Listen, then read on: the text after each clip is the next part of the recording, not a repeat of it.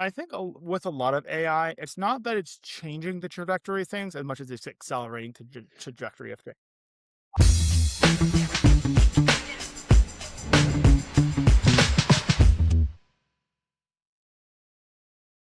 Okay, so hey everybody, welcome to the inaugural episode of the Build and Breakthrough podcast. Hopefully that ends up being the name that I use. And so, for the audience as a whole, this is Brian Autumn, a person. Brian, do you want to say how we originally met through the Rands and Repose Slack and the Fractional CTO group? Yeah, so I met Hunter through Rand Slack, which is a leadership Slack, and they do regular coffee chats. And we met, I believe, in was it the Fractional CTO coffee chat? I They think have a it's the CTO Fractional coffee chat. CTO coffee chat in what? Was it November, Yeah, December? like November last year, around that time. So you are a small business owner, you are a fractional CTO. Do you Yeah. want to give me a pitch for your business?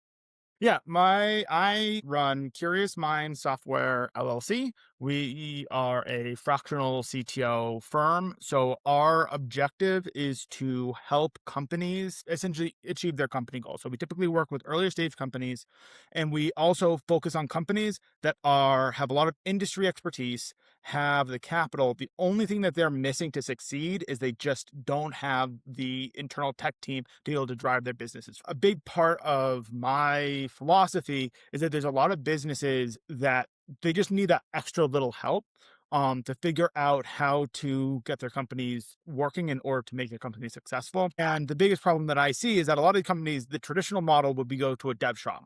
And I think all the incentives around a dev shop are aligned all the wrong way.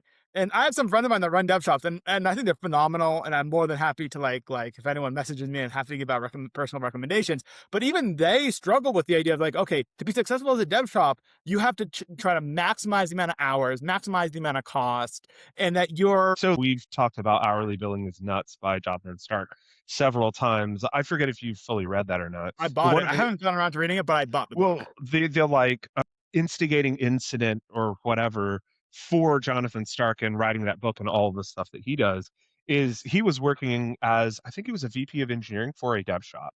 And he realized that he was going to need to fire one person out of a small set of people.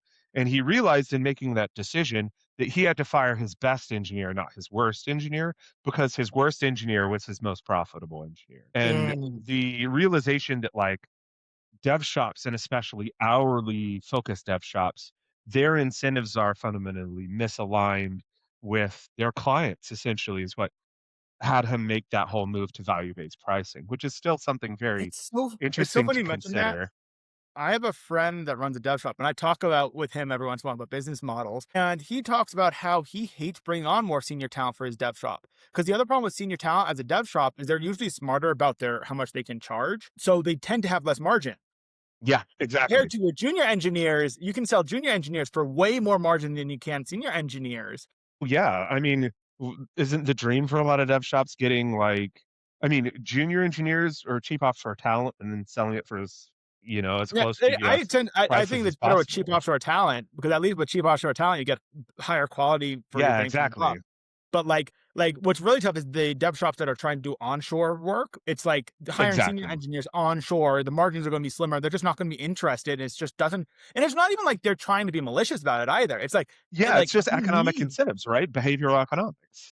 Yeah, it's because it's not like I'm trying to like throw people that do dev shops on the bus. And there's times where you do need dev shops. Like the big thing about dev Yeah, shops, I mean, yeah, we don't want to staff, like staff. completely throw them under the bus. They have their place, but it is Yeah, important to recognize that like the economic incentives are misaligned. And as a result, like if I as a customer wanted to work with an hourly dev shop, I need to inherently have a stronger hand in terms of engineering management, as an example, or whatever management function of the function that I'm contracting to make sure that I can compensate for the existence of those economic incentives. If you have economic misalignment and you're just like, yeah, go off into the distance and do whatever you want, you're going to get predictably bad results in many cases unless someone's fighting those incentives.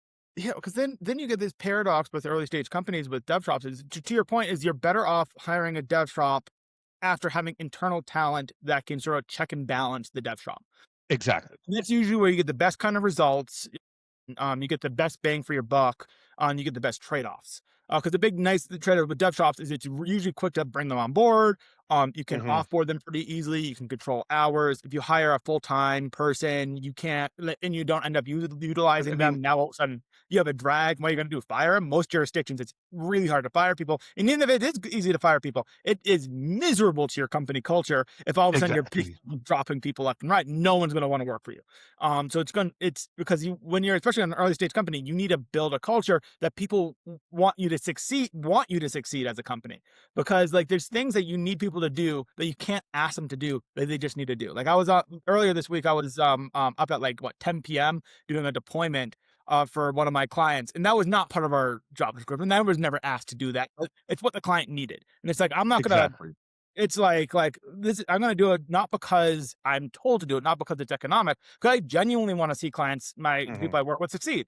And so you need to build a culture. And so if you're picking up and dropping people, you're gonna murder your culture. No one's gonna want to like see you succeed. So like the dev jobs are Mhm. really good when it's like a pick up people for a temporary amount of time, or you're not entirely sure, so you're gonna take the extra cost hit, but you have more flexibility. So there's places, but the key is that it's only really good if you have internal technical talent to be able to manage that. And early stage companies, Exactly. especially kind of companies I work with usually don't have a founding CTO. It's usually like companies I work with, they usually come out of industry as like some sort of industry professional. And I'm right now focusing Mhm. on healthcare and realigning myself to healthcare. So like a lot of the people I'm I talking was to gonna are like, mention that specifically in a second in terms of the niching down. We'll return yeah, to that a little bit later. yeah, that might be a good segue, but like the people that I focus on are like the current client is out of the University of Toronto and was founded by a PhD there. And so like they are absolute brilliant people when it comes to the industry. They know the industry, they know the business they need, they know their business model. They just don't have any software expertise. And so the obvious first thing is to try to go to the dev shop, but now you have the worst kind of incentives because the other thing too is you lack sort of the informational, sort of internal informational advantage that like the dev shops are going to be able to run the gambit with you because they could say whatever they want. You don't know if they're Yeah, bullshitting you or not. just man, going 0 to 1 in functions like engineering management and, like, project management is just huge in the ability to, like, manage those sorts of relationships. Like, I see so many companies really struggle specifically with the project management aspect, where because they like, it's interesting to see how founders can be almost overly humble in some aspects, where they're like, "I don't know anything about technology. You tell me about that, I trust you," and get taken for a ride because of leading with that level of trust and not being as inquisitive as I think they would be about maybe other fields where they are a bit more comfortable. I think that the other problem too is if you're a founder, you have a thousand things going on. Founders are primarily sales. Like good Yes, founders are 100%. sales Or they focused. should be predominantly sales. I They run should be into a lot of predominantly. founders that really wanna be a product person or an engineer, and I think the success rate of those companies is I I don't think much worse.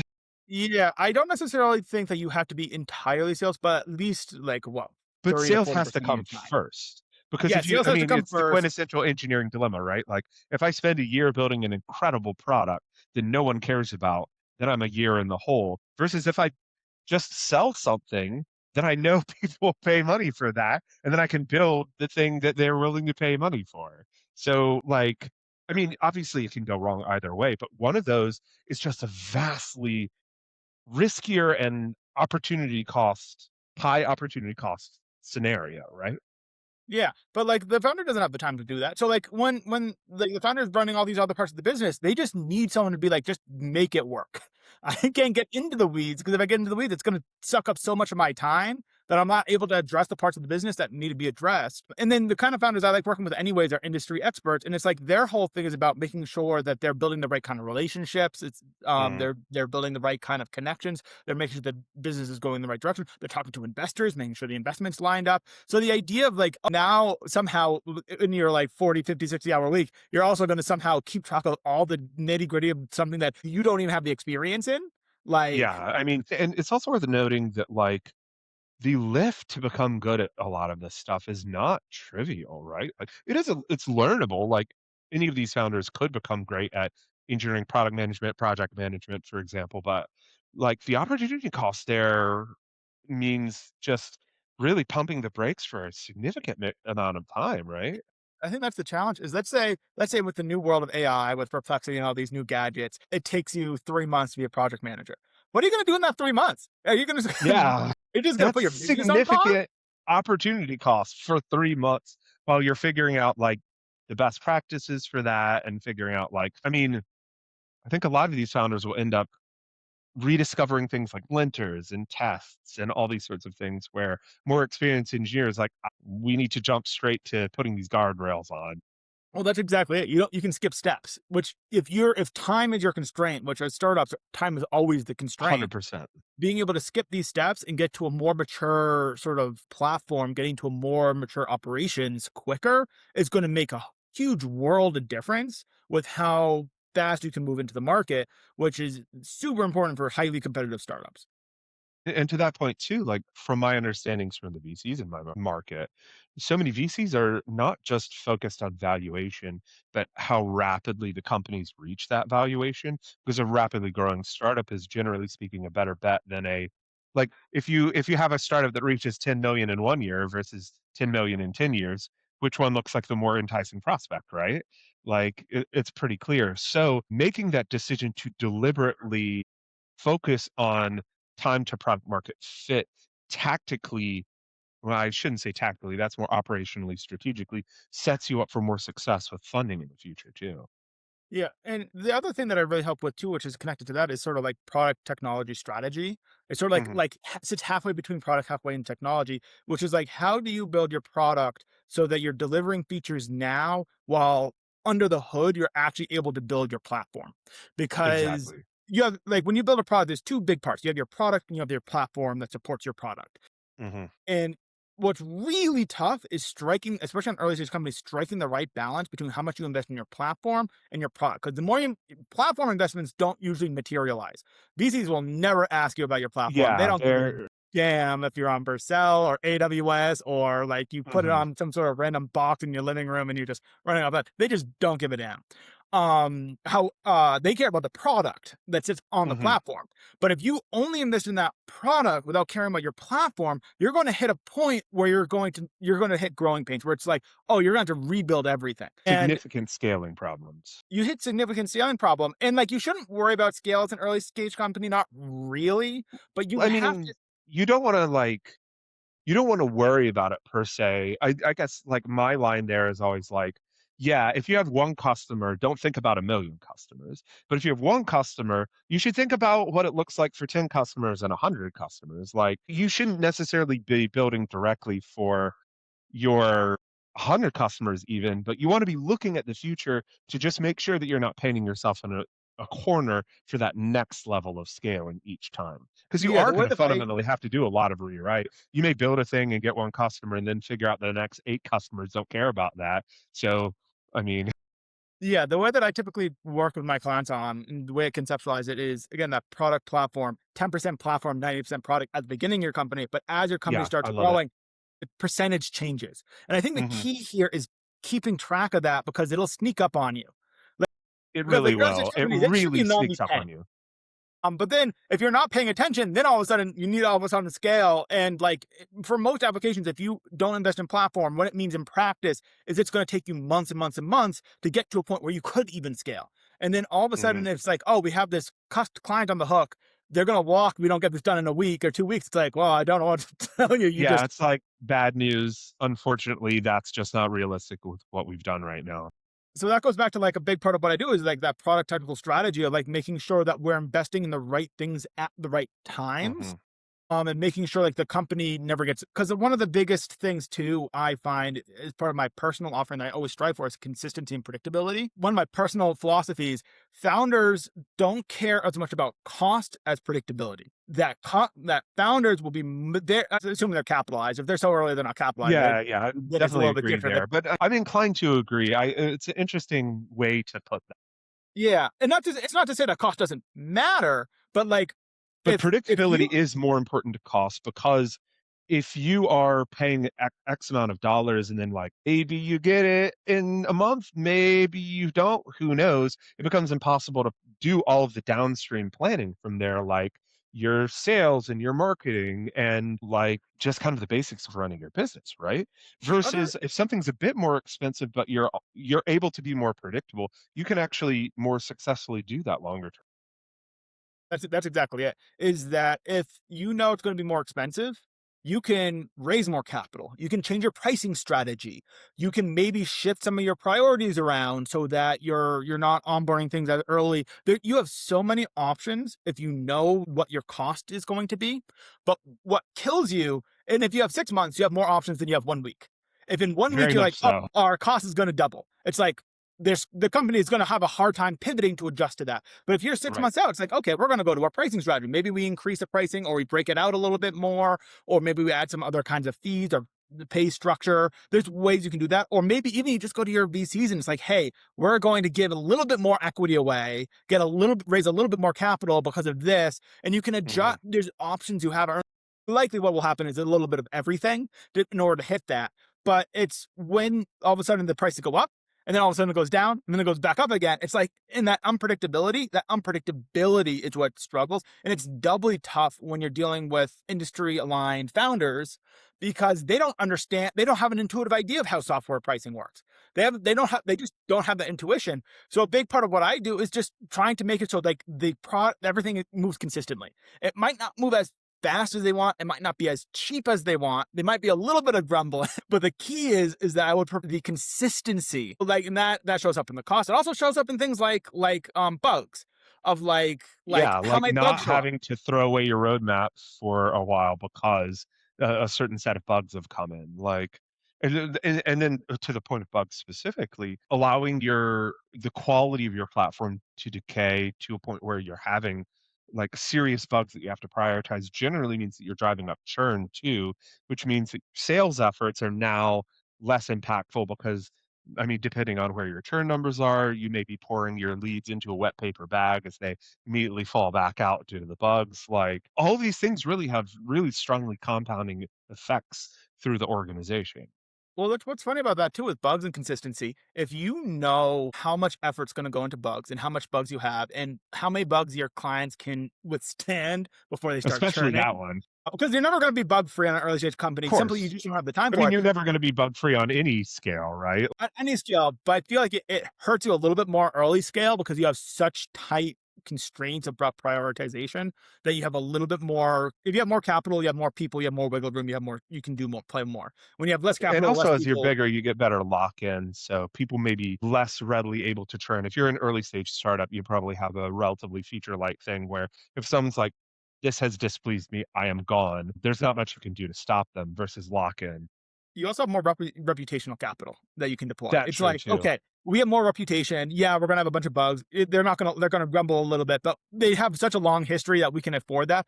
But the other thing about the predictability piece is you can adjust your sales process to accommodate. Hmm. Is that like if your sales team knows, hey, we can only take on this many clients at a time because if we take more than that, it's going to increase the amount of bugs, it's going to increase the amount of problems. You can work with your sales team, or there's a bunch of like cheeky things about like adding more formal steps to your process, which Hmm. like or focusing or front loading things like legal. So it's like, okay, we're not going to get to your build until we're done with the legal. That buys you a couple of weeks, and you independent and industry specific. I do like with medical, like usually like there's a huge lead time between when you sign the Huge contract and lead when they time. actually get receive delivery. But that even in medical, that depends on like who you're working with, whether it's a hospital, local clinic, Hmm.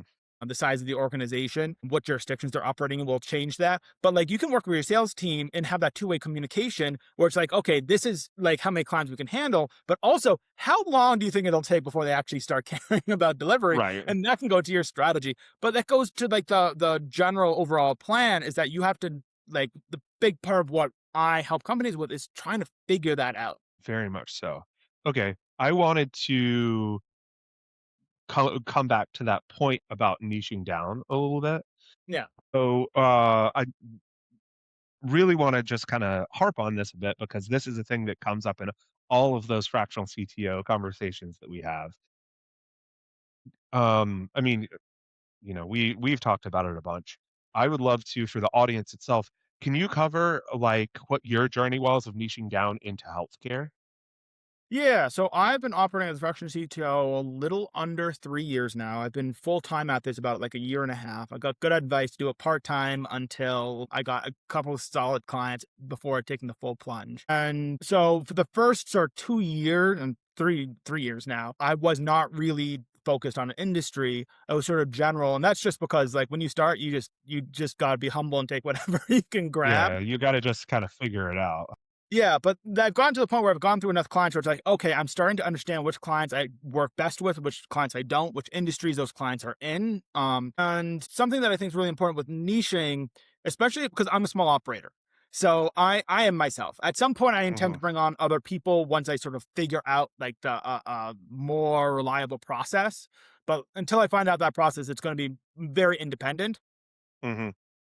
But I need to be able to establish credibility because why would you pay for someone like me when you can go to like a dev shop that has more clients, that's bigger, that has scale economies on their side? Because I'm going to be more expensive to something that's larger that has scale economies. The reason Mhm. you go to me is because I'm more personal and I have more expertise. So the question is like, how can I establish that kind of rapport and be demonstratable of that? Hey, this person is who they say they are. And I think niching down helps you do that because by niching Absolutely. down, and I'm niching down by industry, but you can also niche. There's a bunch of other ways you can niche down. I've seen people niche down by technology. So like I Mhm. know some people that niche down around like specific like Kubernetes or infrastructure or AI. Actually, on that note, well, I guess niching down on AI makes sense. But what are your thoughts right now in terms of commodification of programming language with the rise of like AI assisted coding? I mean, what about it? Well, like at least in my experience, I've always found it pretty easy to pick up new programming languages. Like I think I learned PHP originally in a week, learned Python in a week, learned Ruby in a week. And so as more people have the ability to more rapidly pick up programming languages, or at least begin working more effectively in a given programming language, there are differences. Like, for example, I believe it was borrowing in Rust, for example. Rust has less training data on AI, and therefore, like, if you actually really need to use borrowing, which is an important part of Rust, AI can struggle with that. So you do have to put in I've some actually effort done some yourself. AI stuff with Rust, and I actually have been very impressed with it. Really? Okay. It's funny you I mention that because haven't. Rust is I the just language. know about borrowing and have had frustrations with that myself and have heard of people struggling with that with AI.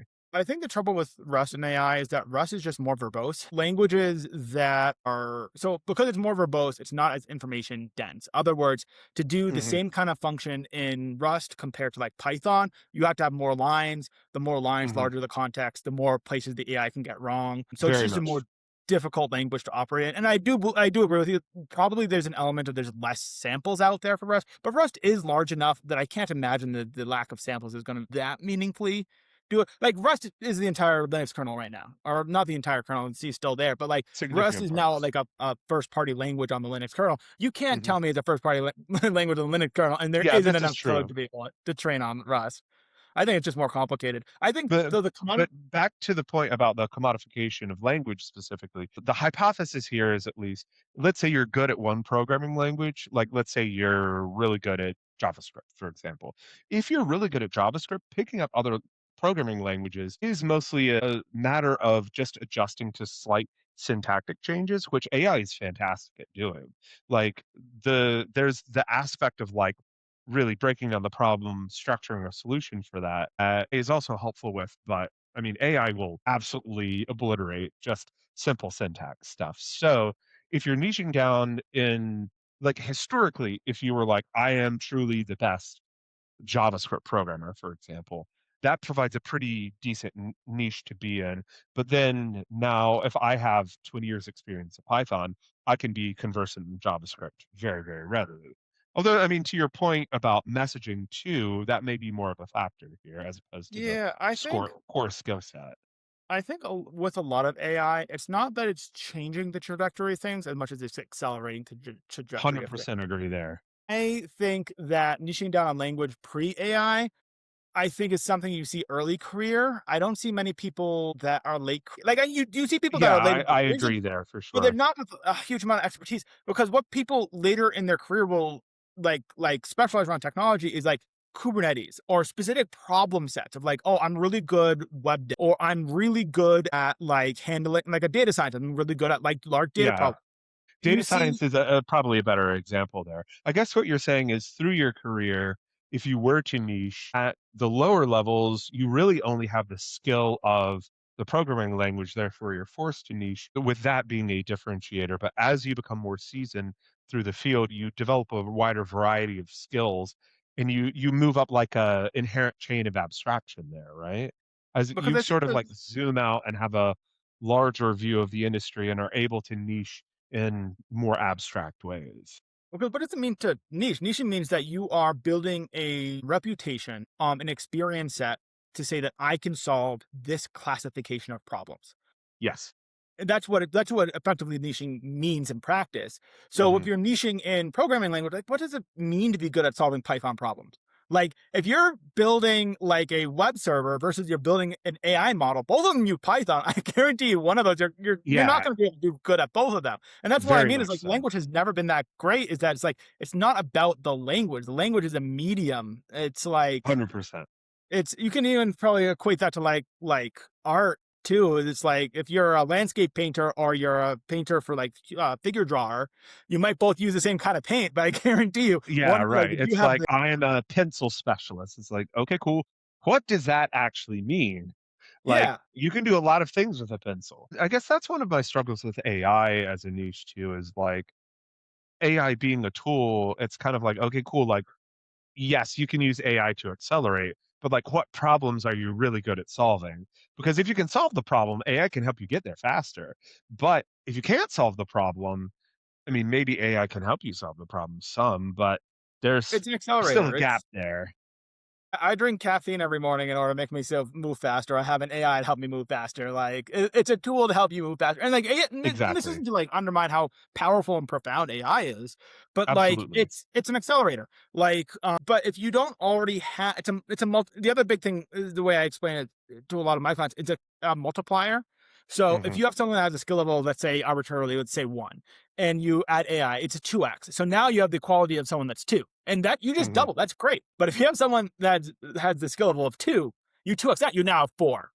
And so Exactly. the more skill level you have, it's more powerful. But the thing you want to be careful about is you just can't take junior people and give them AI. Like, don't get me wrong, Mhm, you can and you'll get some distance, but you need to be strategic about it because it's like, mhm. what kind of problems are they solving? You don't want to do that for your platform, for instance. So, like, if you have Very much so. you throw That's the junior super people dangerous. yeah, I typically take my junior people, give them AI, throw them at the product because if you have something wrong with the product, it's like, oh, that's annoying, but like I can go in and fix it. You get something wrong with your platform, and it affects every single client, and it And you really may not screws up. notice until later, and the effects are compounding through your product as well. Like, it just has so many series of knock-on effects there. Yeah, but you're gonna want someone that really knows what they're doing when they're working on like your platform layer versus your product layer. So it doesn't eliminate it's super powerful. It means you can hire less people. And less people also has like this larger effect to the whole business because if you have hire less engineers, you don't need to hire as many managers. Or you don't have to have Mhm. as complicated a management structure and communication information moves so much smoother. So I think like AI is gonna have a massively profound impact. I think early stage companies are best poised to take advantage of that 100%. and so I think it's really powerful, but it's not like a panacea. It's not like a magical Mhm. cure to It's solve not a everything. magic bullet. It's not a silver bullet. Like, And it then is incredibly useful, but it does and to have its your limitations. yeah, and then to your niching thing is that like you can't something that bugged me. You can't niche in AI. You can niche in AI operations. You can niche Yeah, in you can AI niche in AI models implementation or, implementation. like, bot creation, but all of these I'm also are bought into specific. if you're one of them what's the new oh, it's the new role for LLMs, contact. I can't remember what the name of it is. Well, prompt engineering, context Prompt engineering. engineer. That was the one. Yeah. Like I totally bought into you being like a prompt engineer, and that's sort of like your niche. I'm bought into that. These tools are complicated and sophisticated enough that like you have problem domains that you can uniquely solve. But like AI niching is like what does that mean? I think Mhm. that if you roll the clock back like 10 years ago, you could say that it means oh you're building data models, you're a data scientist. Yeah, I mean, an Now, AI niche 10 years ago would squarely be data scientist, right? yeah.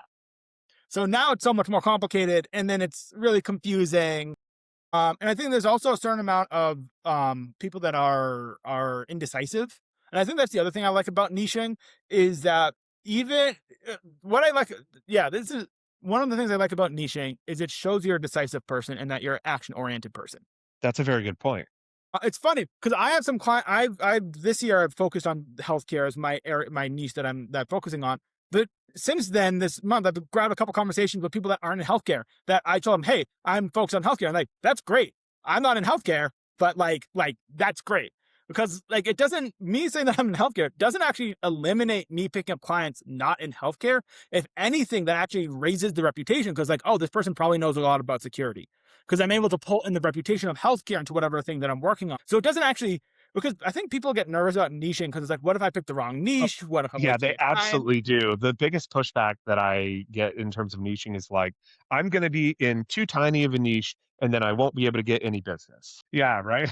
Like, it is not that you will get less business, it's that you will get more business and that business will convert faster because you've done the legwork of actually understanding some smaller subset of people as opposed to everyone. And you're creating messaging and offerings and like solving actual pain for those people specific. Thing too is it is knowing how many clients you actually need to be successful. If you're a solo operator like myself, I only take on two clients.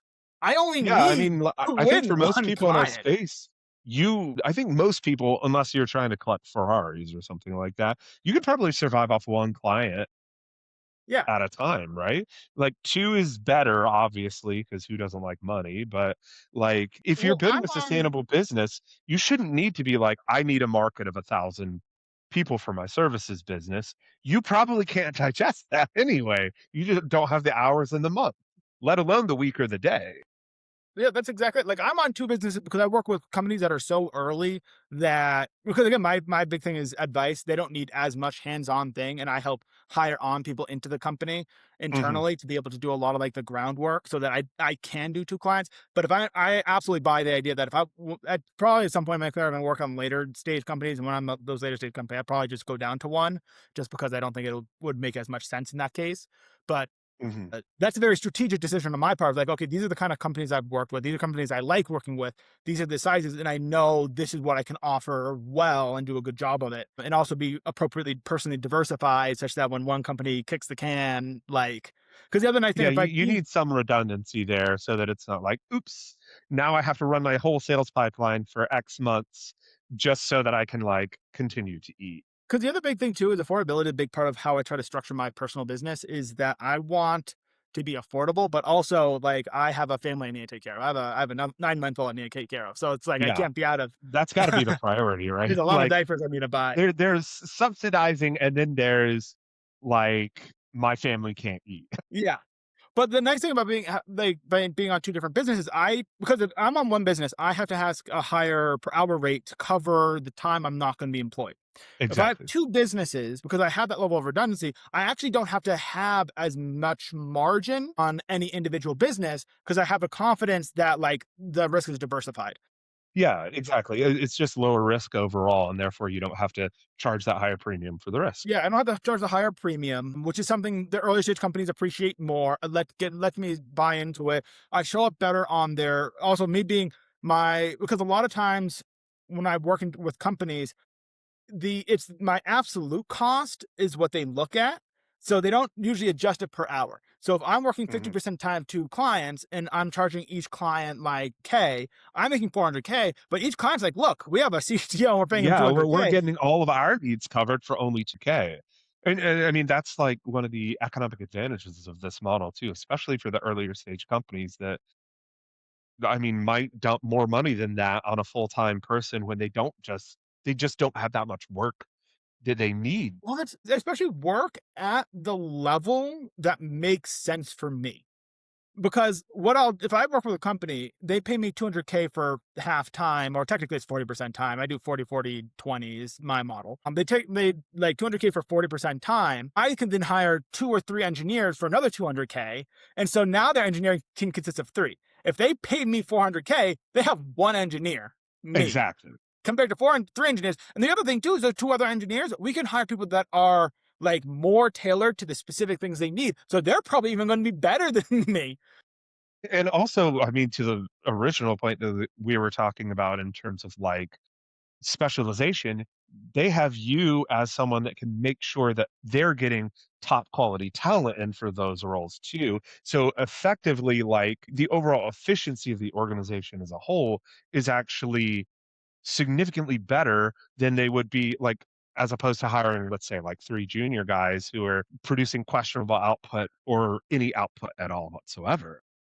Because another thing I've noticed working with some of my clients too is also culture. A huge difference is you hire on engineers and you put someone like me that's sort of like overseeing them and managing them, and they look at me and they're like, "Oh, this guy knows what he's talking about. This guy's like actually talented. This isn't just Right. sort of a guy in a suit."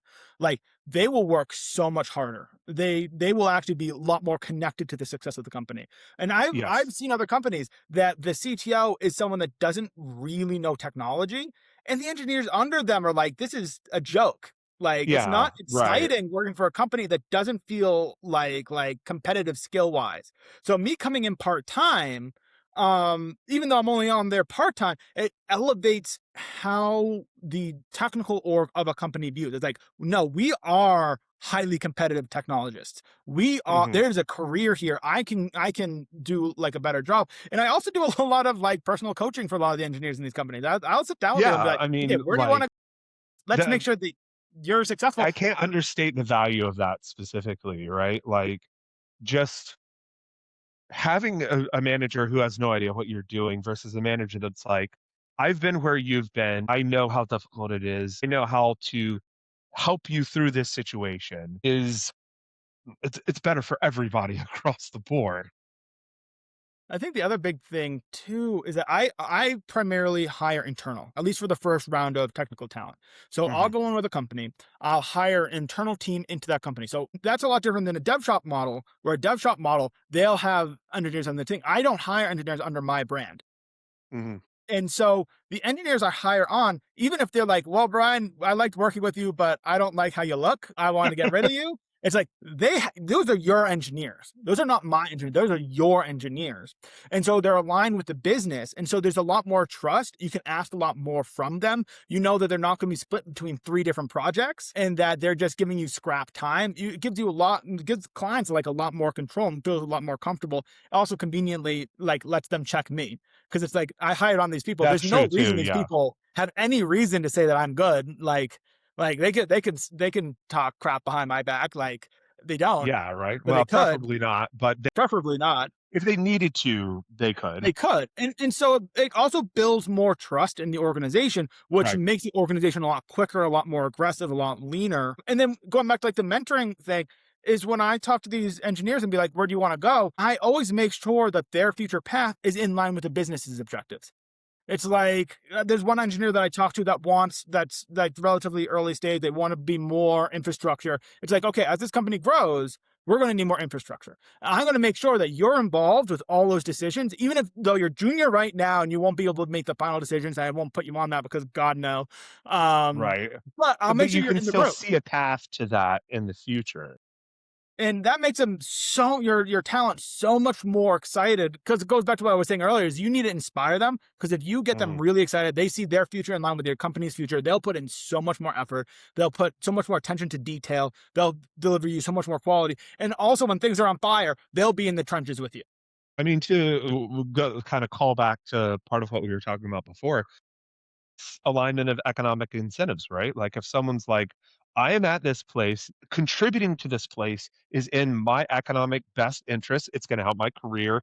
I'm being paid for it, which is nice. It pays the bills, especially for people that have equity. I'm literally invested in the future of this company. That mentorship is really what allows someone to see that path of like not only like am I here, but I'm here and there's economic interests in the company and there's cultural interests in the company, and then just generally speaking there's this full alignment. It's right. One of the things I mentioned a lot is that I with engineers that I help mentor. especially if they're in the company that I'm running, I want them to make my job harder in the fact that I want them to get so bloody good that they're gonna be like, either give me a better raise or walk, and that becomes hard decision for me. Like I want them to have as much influence and as much leverage as possible. And the best kind of leverage, which is skill leverage, is like this person's so bloody 100%. good, we can't afford to lose them. Exactly.